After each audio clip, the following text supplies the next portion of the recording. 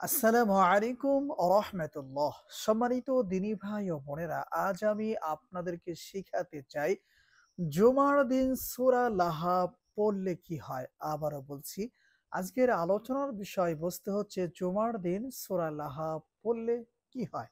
বিস্তারিত জানার জন্য আর এই দামি আমলটা শিখে রাখার জন্য সম্পূর্ণ ভিডিওটি দেখার অনুরোধ থাকবে।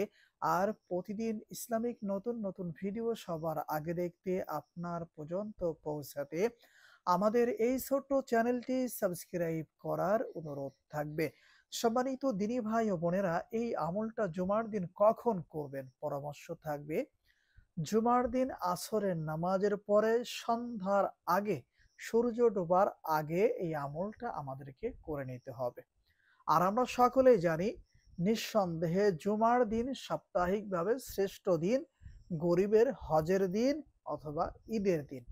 সম্মানিত দিনী ভাই ও বোনেরা, আমরা সকলেই জানি জুমার দিনে এমন কিছু সময় বা মুহূর্ত আছে যেই সময় আল্লাহ সুবহানাহু ওয়া তাআলা বান্দার দোয়া কবুল করে থাকেন।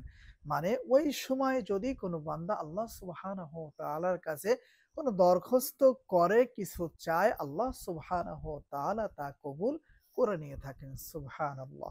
এজন্য সম্মানিত দিনী ভাই ও বোনেরা, আমরা এই আমলটা আসরের নামাজের পরে, মাগরিবের নামাজের পূর্বে করে নেয়ার চেষ্টা করব।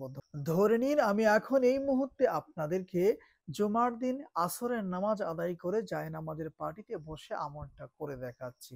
সর্বপ্রথম আমাদের কাজ হচ্ছে যেকোনো ইস্তেগফার আমরা পাঠ করে নিব। যেমন আস্তাগফিরুল্লাহ, আস্তাগফিরুল্লাহ, আস্তাগফিরুল্লাহ। এরপরে ৩ বার যেকোনো দুরূদ শরীফ পড়ে নিব। যেমন সাল্লাল্লাহু আলাইহি ওয়াসাল্লাম, সাল্লাল্লাহু আলাইহি ওয়াসাল্লাম, সাল্লাল্লাহু আলাইহি ওয়াসাল্লাম।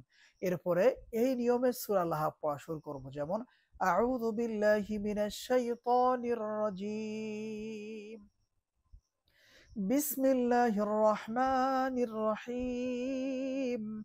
তাব্বাত ইয়াদা আবি লাহাবিন ওয়া তাব। মা আগনা আনহু মালুহু ওয়া মা কাসাব। সায়াসলা নারান যাতা লাহাবিন ওয়া ইমরাআতুহু হাম্মালাতাল হাতাব ফি জিদিহা হাবলুম মিন মাসাদ। এই নিয়মে সূরা লাহাব বিসমিল্লাহ সহ ১১ বার পড়বেন।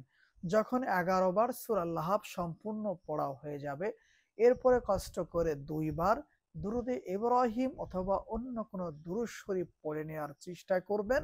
এরপরে সর্বশেষ ২ হাত তুলে আল্লাহ সুবহানাহু ওয়া তাআলার দরবারে দোয়া মোনাজাত করবেন।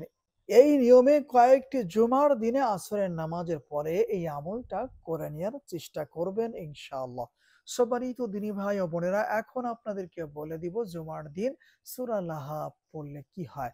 যে সমস্ত দিনী ভাইদের অনেক শত্রু সদা সর্বদাই আপনাদের ক্ষতি করতে চায়, আপনারা একটু কষ্ট করে জুমার দিন আসরের নামাজের পরে সূরা লাহাবের এই আমলটা করবেন। আর যে সমস্ত শত্রুদের কারণে আপনি অশান্তিতে আছেন, আপনি তাদের জন্য ২ হাত তুলে কান্না জড়িত কণ্ঠে আল্লাহ সুবহানাহু ওয়া তাআলার কাছে দোয়া করবেন। ইয়া রব্বি কারীম, আল্লাহ আমি অমুক, অমুক শত্রুর জ্বালায় অশান্তিতে আছি। তারা আমার এই ক্ষতি করতেছে মালিক। যেমন সূরা লাহাবের মধ্যে আপনি লাহাবকে ধ্বংস করে দিয়েছেন, আবু লাহাবের হাতকে ধ্বংস করে দিয়েছেন, তার মুখকে আপনি ধ্বংস করে দিয়েছেন। সেম একইভাবে আপনার কাছে আমি সাহায্য চাইতেছি। আপনার পবিত্র কোরআনের ওসিলায় আমার সকল শত্রুদেরকে আমার বশে এনে দেন, অথবা আমার শত্রুদেরকে হিদায়াত দান করে দিন। আর যদি তাদের কপালে হিদায়াত না থাকে, তাহলে আপনি তাদেরকে ধ্বংস করে দিন।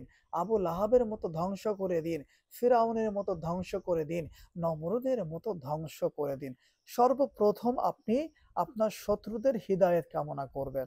এরপরে আল্লাহ সুবহানাহু ওয়া তাআলার কাছে আপনার যেমনটা বলতে মনে চায় আপনি বলবেন।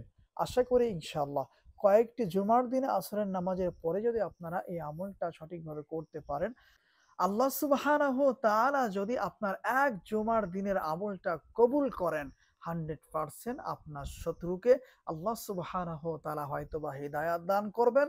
আর যদি তাদের কপালে হিদায়াত না লিখা থেকে থাকে, তাহলে আল্লাহ সুবহানাহু ওয়া তাআলা আপনার সকল শত্রুদেরকে ধ্বংস করে দিবেন ইনশাআল্লাহ।